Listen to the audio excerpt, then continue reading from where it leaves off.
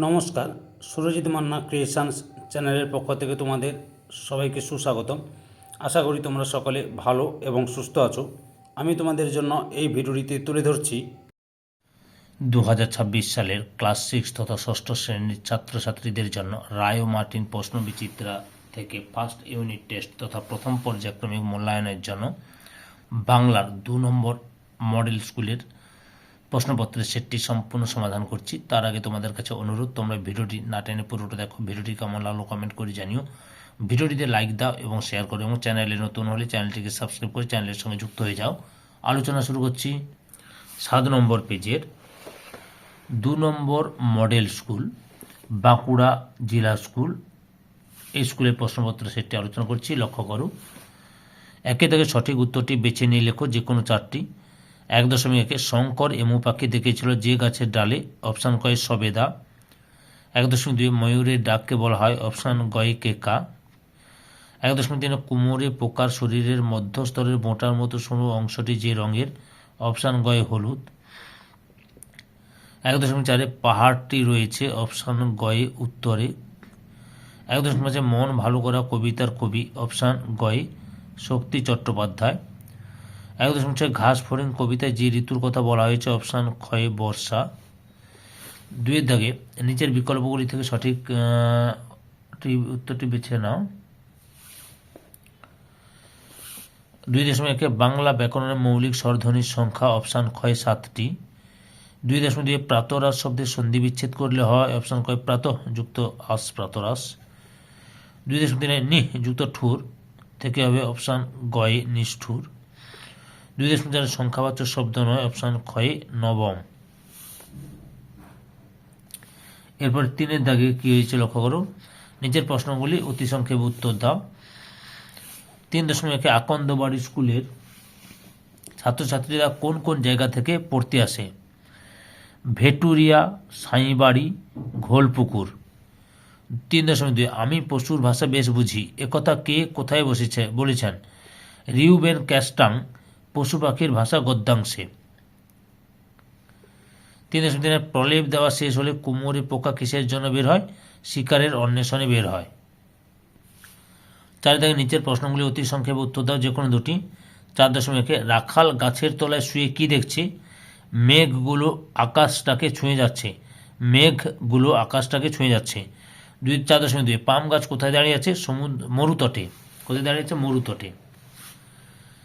4.3 মন ভালো করার উদ্দূর শব্দবন্ধটি কবিতায় মোট কতবার আছে? 3 বার আছে।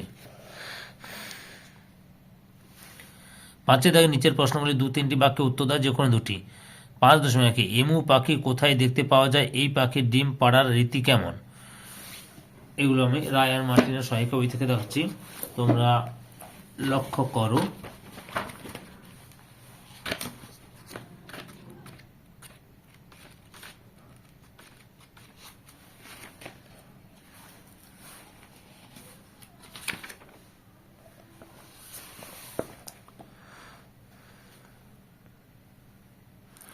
উত্তরটি দেখো, এখান থেকে শুরু করে এতটা পর্যন্ত লিখবে।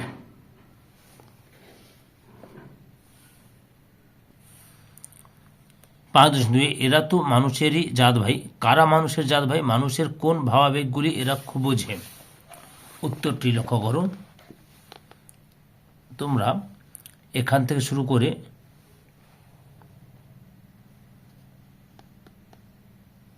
এতটা পর্যন্ত লিখবে, এতটা পর্যন্ত।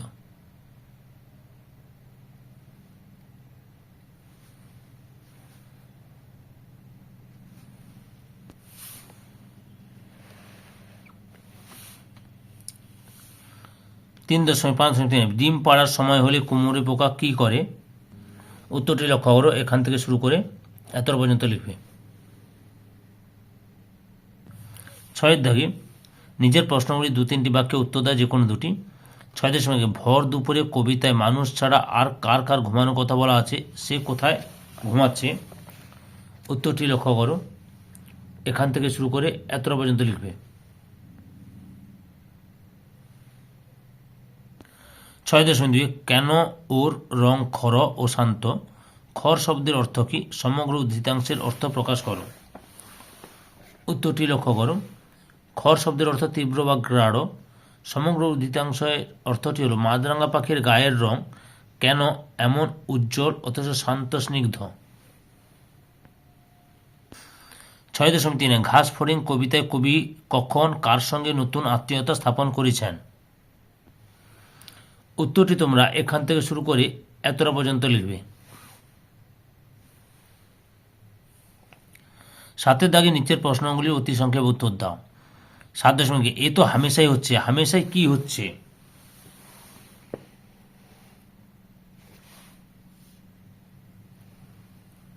একটা ডিম থেকে দিব্যি একটা প্যাঁকে হাঁস হামেশাই হচ্ছে। 7.2 হজবরলতে চশমা হওয়ার সূত্র কি?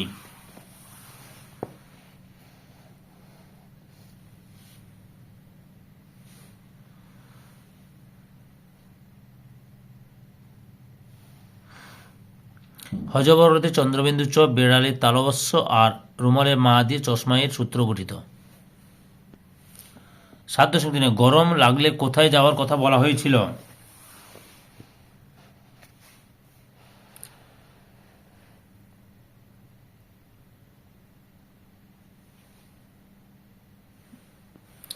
উত্তরটি লক্ষ্য করো। গরম লাগলে কতক তিব্বতে যেতে পারে বলে বেড়াল নির্দেশ করেছিল, বা তিব্বতে যেতে পারে।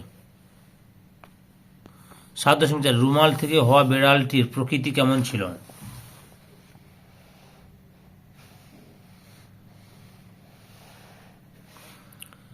রুমাল থেকে হওয়া বেড়ালটি ছিল মোটাসোটা, তার গাত্রবর্ণ ছিল লাল টকটকে, সে গোঁফ ফুলিয়ে প্যাট প্যাট করে তাকাতে অভ্যস্ত ছিল। 8 দাগে নিম্নলিখিত শব্দগুলি উত্তর দাও। 8 বিসর্গ রূপান্তরিত হয়ে রেফ হয় এবং সেই রেফটি পরে ব্যঞ্জনে যুক্ত হয় এমন একটি সন্ধিবদ্ধ পদের উদাহরণ দাও এবং সন্ধি বিযুক্ত করে দেখাও। উত্তরটি লেখো অন্তর্গত হবে সন্ধিবদ্ধ উদাহরণ, আর সন্ধি বিচ্ছেদ নির্ণয়, নিযুক্ত নয় নির্ণয়। তারপরে কি আছে? 8.2 মৌলিক শব্দ কাকে বলে? উত্তরটি লক্ষ্য করো। এখান থেকে শুরু করে এতটা পর্যন্ত লিখবে।